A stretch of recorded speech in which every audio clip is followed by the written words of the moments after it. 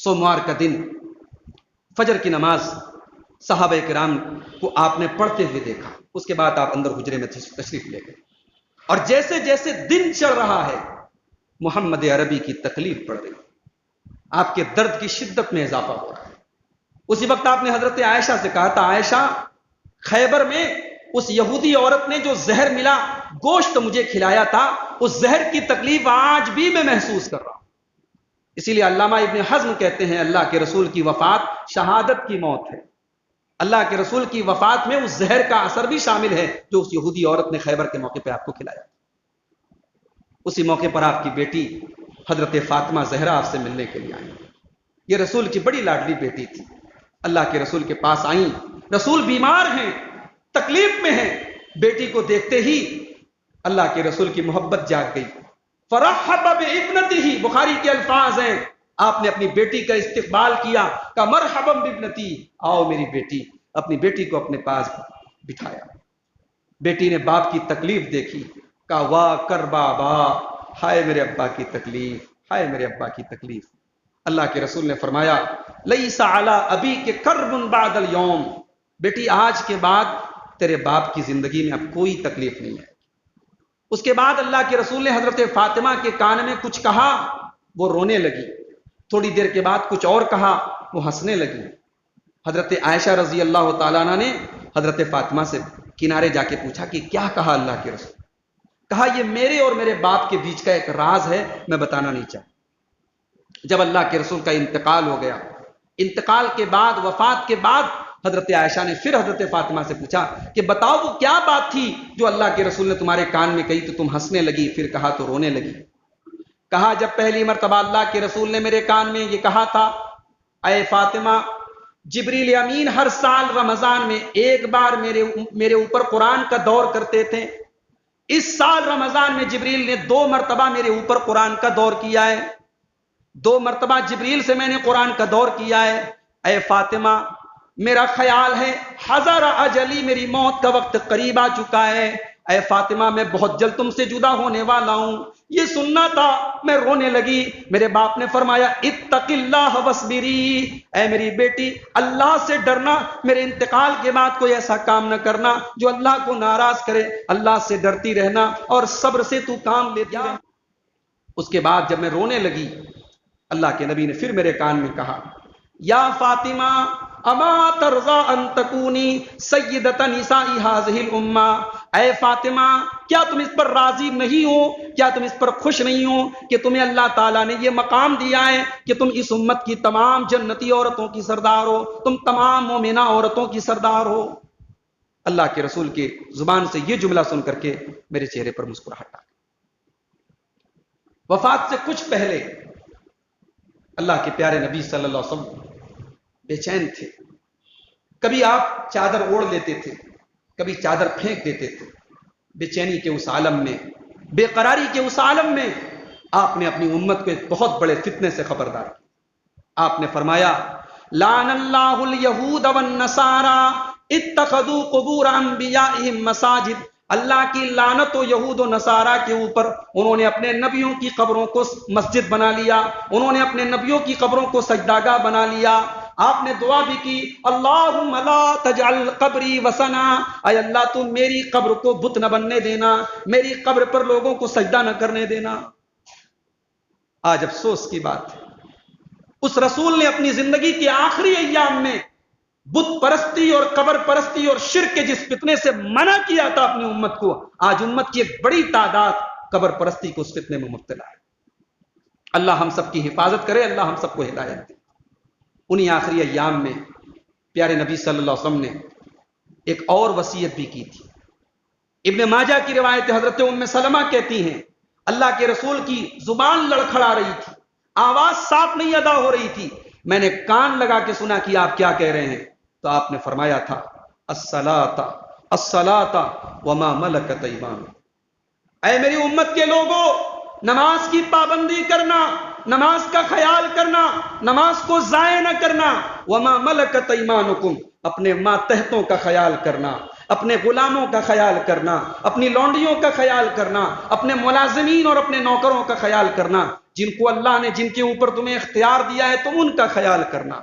فدا ہو ابی و امی، وہ رحمت کائنات، وہ رحمت للعالمین اپنے آخری وقت میں بھی امت کے کمزور طبقے کو نہیں بھولے. اس طبقے کو جو دبایا جا رہا تھا، کچلا جا رہا تھا، اپنے آخری وقت میں اس نبی نے اپنے اس امت کے کمزور طبقے کا خیال رکھا اور کہا کہ غلاموں اور لونڈیوں کا خاص طور سے خیال. سوموار کا دن ہے، چاشت کا وقت ہے، دن جیسے جیسے چڑھ رہا ہے محمد عربی کی تکلیف بڑھ رہی ہے.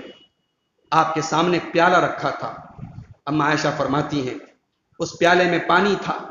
رسول اکرم اس پانی میں اپنا ہاتھ ڈالتے تھے اور اپنے چہرے پر پانی کو مل لیتے تھے اور کہتے تھے لا الہ الا اللہ الا ان للموت سکرات، اللہ کے سوا کوئی معبود نہیں، بے شک موت کی سختیاں ہوتی.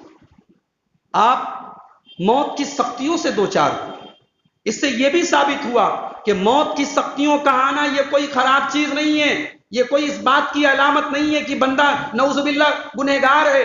اللہ کے مقدس اور اللہ کے برگزیدہ بندوں پر بھی موت کی سختیاں آئیں اور اللہ کے سب سے محبوب بندے کے اوپر بھی موت کی سختیاں آئیں. آپ موت کی سختیوں کو محسوس کر رہے تھے اور آپ کہہ رہے تھے الا ان للموت سکرات، بے شک موت کی سختیاں ہوتی.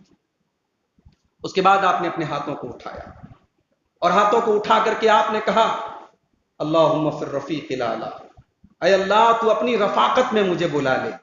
اے اللہ تو رفیق اعلیٰ ہے، تو سب سے اونچا اور سب سے بلند ہے، میں تیری رفاقت میں آنا چاہتا ہوں. اس کے بعد آپ نے قرآن کی وہ آیت پڑھی مع الذین انعم اللہ علیہم من النبیین والصدیقین والشہداء والصالحین. اے اللہ تو مجھے ان لوگوں میں شامل کر دے جن پر تیرا انعام ہوا ہے، اپنے نبیوں میں، اپنے صدیقین میں، اپنے شہداء میں، اپنے صالحین میں. اے اللہ تو مجھے شامل کر دے. اور یہ کہہ کر کے آپ ہاتھ اٹھائے ہوئے تھے.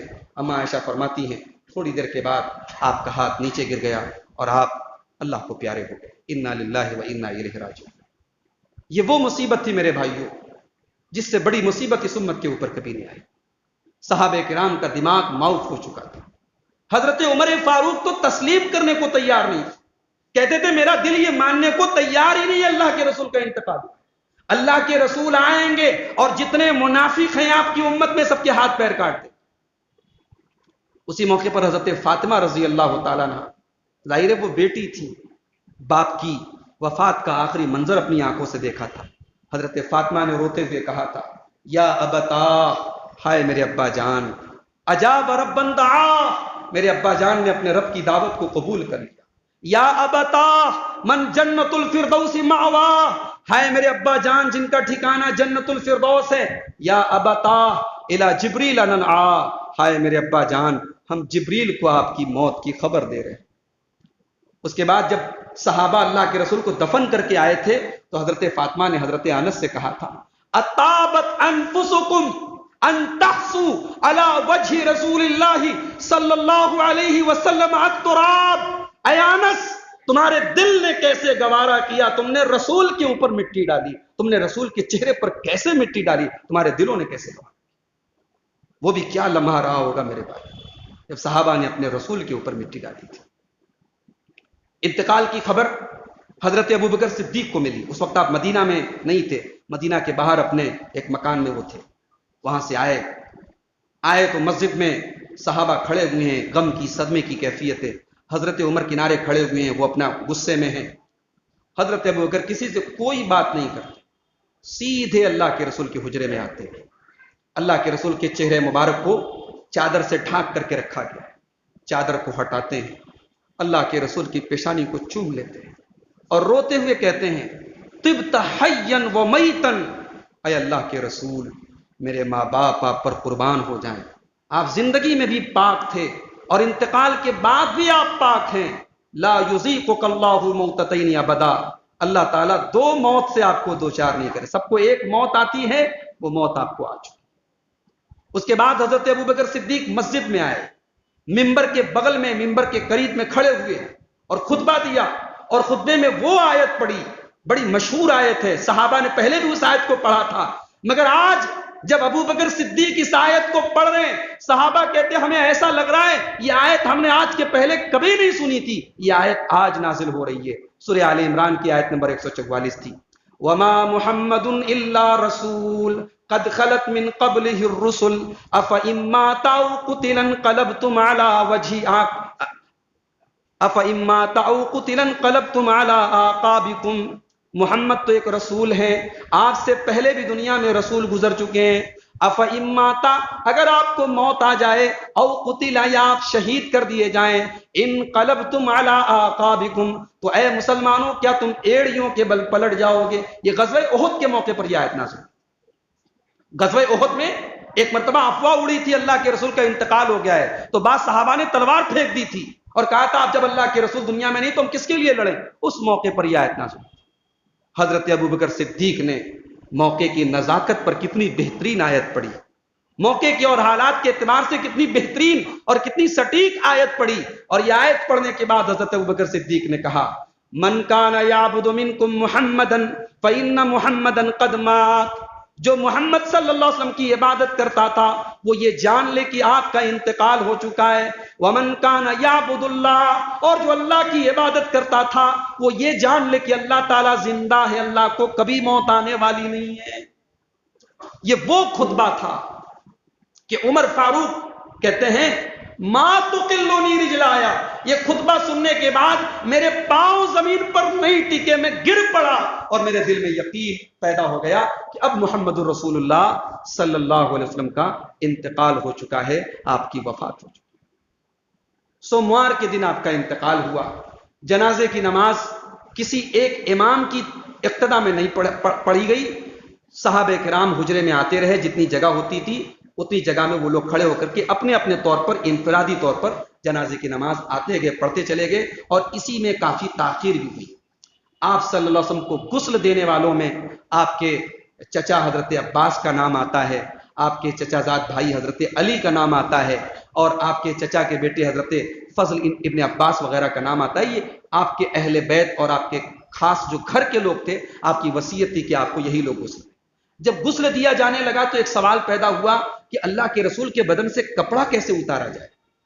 تو اللہ تعالیٰ کی طرف سے صحابہ کے اوپر ایک نیند طاری کر دی گئی، اور صحابہ نے ایک آواز سنی کہ اپنے رسول کو اسی حال میں غسل دو، کپڑے سمیت غسل دو.